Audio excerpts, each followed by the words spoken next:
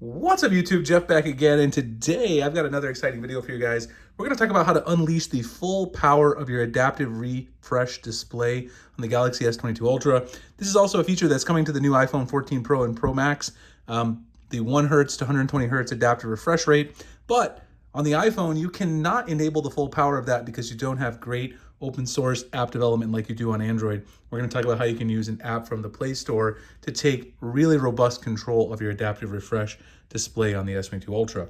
Before we do get into that, I want to remind you guys that I do have my newsletter, Samsung newsletter. I'm going to start using it a lot more to do some giveaways, give away some cases, some accessories, also some free wireless services from my friends over at Mint. I might even do a little giveaway of those if you're interested. Check out the link in the description. If you don't know where the description is on mobile, just go to the video title, hit this little arrow. It'll be down here where I post the normal links. You can find it from my newsletter. Also down there in the description at the same time as the newsletter, I also post my wallpaper and my icon pack. So if you guys are interested, today I'm using my beautiful Lamicall folding stand, which everybody who got my mystery boxes received one of these for the Fold launch.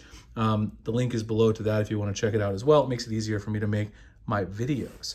So let's get right into it. Today we're going to be talking about an app from the Play Store, which was actually suggested to me by a viewer. So a huge shout out to them for suggesting it. It's called Galaxy Max Hertz.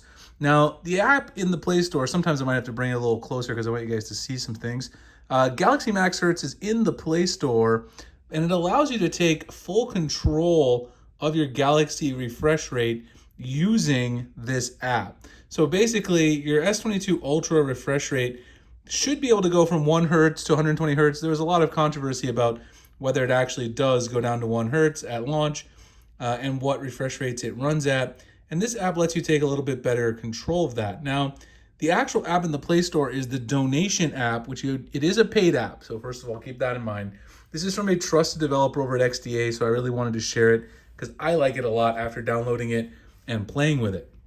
So once you download it, you're going to open the app and it's going to give you a code. This code I've already used, so I mean, showing it, I don't really care. Once you purchase the app, it's $3.49, I think. It gives you a code and then you have to install the app up here. So this is just the app to purchase it. Keep in mind that you will have to install this from a third-party source, so you'll have to enable that on your phone. So you have to make sure you trust the source. I do trust the source. You can read the Play Store reviews, XDA. This developer has been around for a long, long time in the Android community, so I do trust them.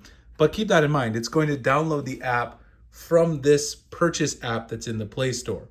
Now, once you have that and you have it installed, you can open up the actual app, which is Galaxy Max Hertz. It's right here, this purple icon. Now, there's a couple of things you have to do, obviously, in order for this to work fully. You're going to have to enable some permissions. First, you're going to have to enable permissions for per app settings, which allows you to control the refresh rate in each of the individual apps. And then the other thing you'll need to do is go through the ADB tutorial at the very bottom of the app.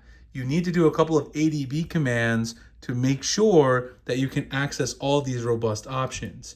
Now, I think if you go over here, it shows you kind of the update settings. You can also do your updating.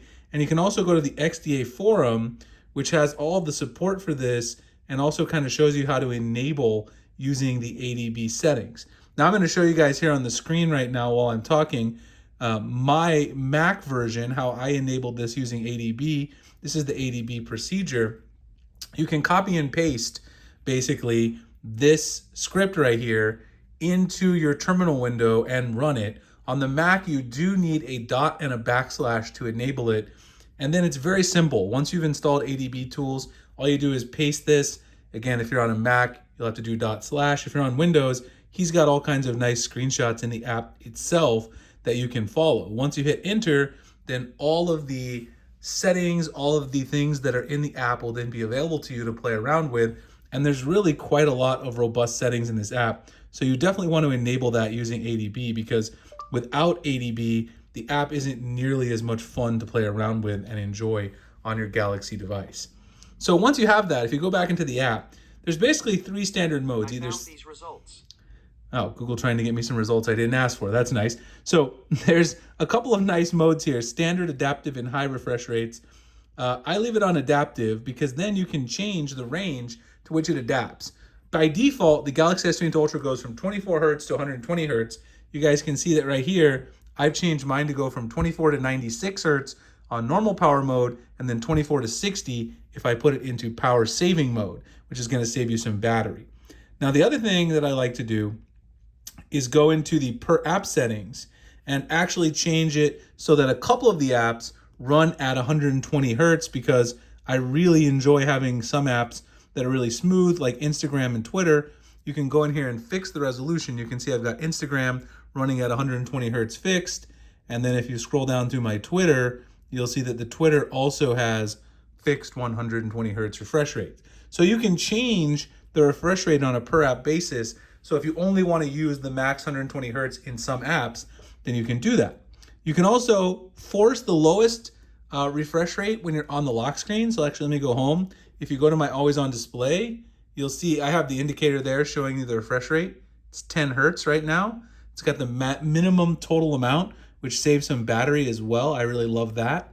And if you want to turn on the refresh rate monitor, which is what I'm using, it's right there. And you can put that either in the status bar, or if you want, you can also change it to an overlay or do both. I mean, an overlay or status bar, both really isn't necessary. There's also some other nice options here in terms of screen off mods to help save you some battery. You can have a quick setting shortcut to put all this here. You can also change the refresh rate depending on which resolution you're in. I don't really switch resolutions. I pretty much leave it on max resolution all the time, but that also is something you could play with to give you some extra battery life. Now, one thing I haven't been able to figure out is how to change this so that it goes down to 1 hertz. Some people were saying you could get it to go all the way down to 1. I've only been able to get it to go down to 10, so I don't know if that's a hardware limitation or maybe because I'm on the One UI 5.0 beta, it's not going down to 1 hertz. One of my users mentioned that, so I asked them if they've been able to get it down to 1 hertz. But either way, this is really cool. It can save you some battery and let you take better control of your device. I find running at 96 hertz is perfectly fine in most apps. When I want to scroll on something like Twitter or Instagram a lot, I like having the 120 because it is extra buttery smooth. But otherwise, I like to save some battery where I can by taking advantage of the adaptive refresh rate. So I hope you guys enjoyed the video. Again, this is a little more technical tutorial, but I still like to show these because some of you out there really enjoy it. You got to see my ADB command there on my Mac screen, and his step-by instructions are pretty easy to follow if you do enjoy modding your device. If you try it and you have any issues, let me know in the comments. I'm happy to help you try to troubleshoot it if you're running any problems. Like, comment, subscribe to my newsletter if you guys are interested in checking out some of those future giveaways and more about my Samsung customization. I'm going to try to send out more newsletters coming up. Appreciate you guys checking it out, and I'll see you in the next one. Thanks a lot for watching.